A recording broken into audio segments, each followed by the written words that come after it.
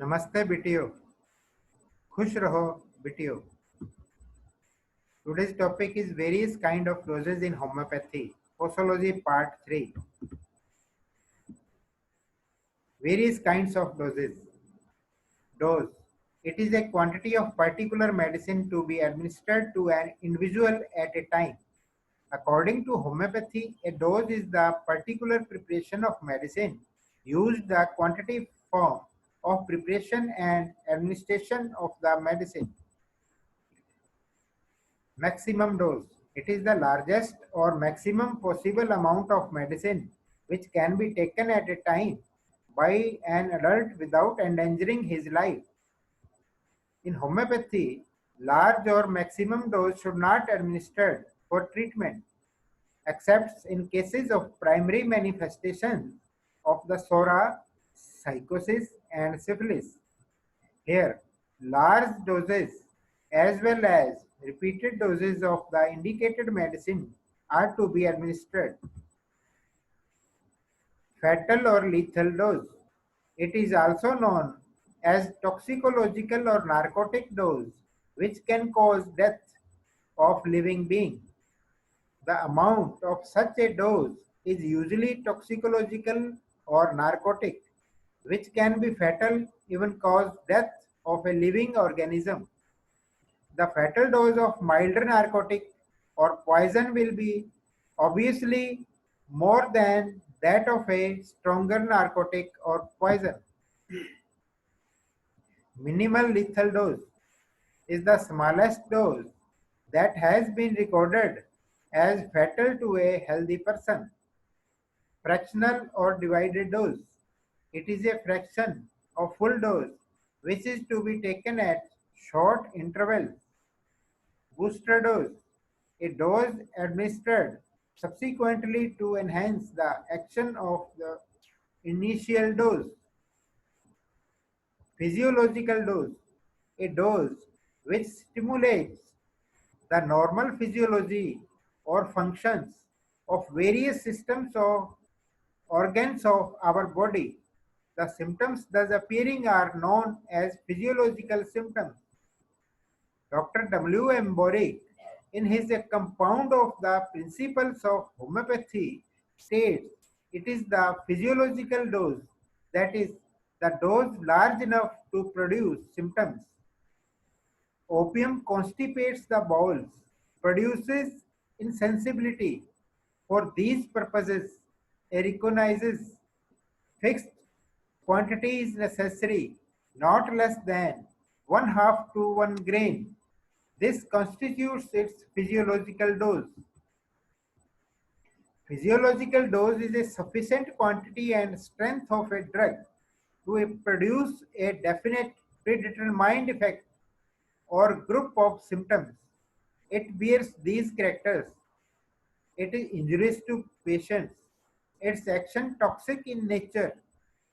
Its action is exact opposite of curative action.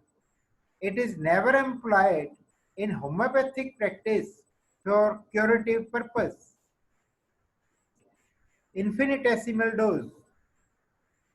In dictionary, its meaning of infinitesimal is infinitesimal small quantity and by extension very small. The homeopaths are divided into two groups. For one, that which is immeasurable is infinitesimal, though they remains below the Avogadro's number. For the other, the infinitesimal is beyond the Avogadro's number, that is the spiritual delusion. Single dose. It means that only one dose should be given in a day. Daily dose. It is the total amount that can be given in a day, either as a single dose or the total amount divided into 3 or 4 doses. Total dose. It means the total amount to be given in a day which should not be exceeded. Now, minimum dose. It is very important in homeopathic practice. It is that amount of medicine, though in the smallest possible quantity, that can produce a gentle remedial effect and the least possible excitation of the vital force, and yet is sufficient to affect the necessary changes in it. In aphorism 246, it is that those which is sufficient to overpower the disease and capable of producing slight homeopathic aggravation, scarcely observable after the ingestion. It is mentioned in aphorism 280. The minimum dose bears these characters. Number one, it is beneficial to the patient. It is curative in action. It is not toxic in nature, and its action has been proved. Dr. Nash has defined minimum dose as it is a dose crude or potentized capable of affecting the patient curatively without unnecessary aggravation when given according to law of similars. Dr. Stuart Close says minimum dose is a dose so small that is not capable of producing symptoms. When used therapeutically, homeopathy requires that the therapeutic dose must be capable of producing a slight temporary aggravation of existing symptoms and never of producing symptoms. Now, evolution of concept of minimum dose. In the beginning of the practice, Hahnemann used large doses of medicine like allopathic system.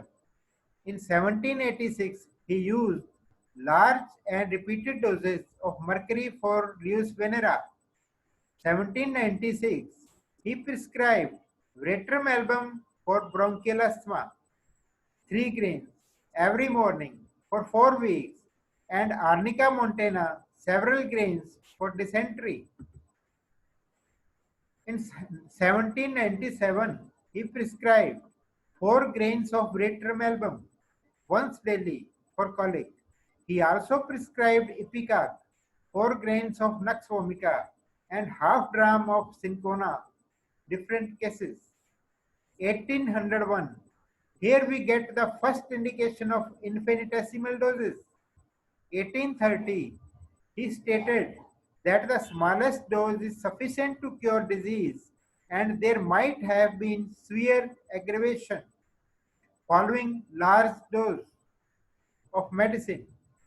To avoid excessive aggravation, he decided to diminish the dose. In this way, Hahnemann reaches to concept of minimum dose. Disadvantages of large dose. Too large dose of homeopathic medicine is injurious. Too strong a dose of medicine, the quite homeopathic similitude, in spite of its remedial nature, will produce an injurious effect by the magnitude.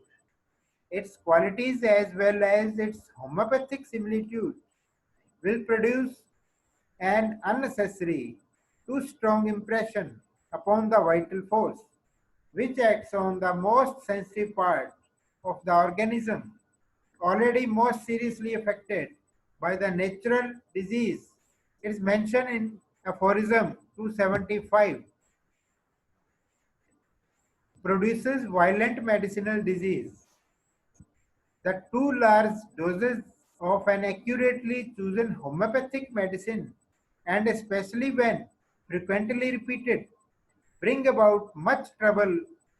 As a rule, they often put the patient in danger of life or make the disease almost incurable. It's mentioned in aphorism 276.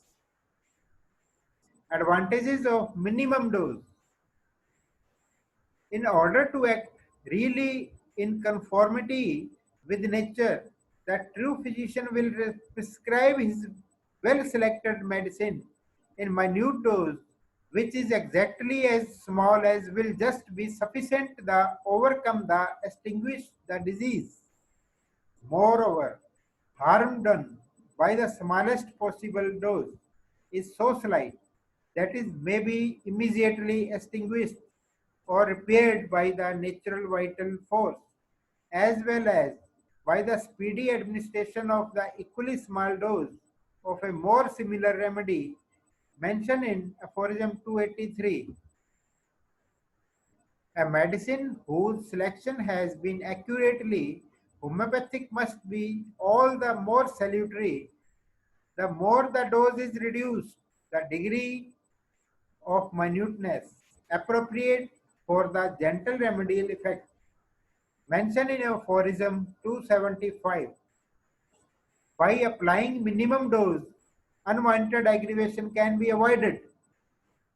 The specific dynamic action which produces uncommon characteristic distinguishing symptoms of the drug is produced by the minimum quantity of the drug. The smallness of the dose not allowed to do any organic damage, nor there any risk for drug addiction and drug effects. To take the full advantage of finer and finest curative property of the remedies, they should be administered in minimum dose. In order to maintain the similarity of the sequence of the disease and the drug, minimum dose is suitable. The concept of minimum dose is verified that small doses stimulate, medium doses paralyze, and large doses kill. And now we will discuss about the reasons for applying single dose and simple medicinal substance in homeopathy. The homeopathic medicines are proved singly, and Materia Medica was built upon the observed effects of drug given singly. The action of single medicine is certain, but in mixture form it is uncertain. If more than one medicines are used, then it is difficult for the physician to assess which of the symptoms are removed by what medicine.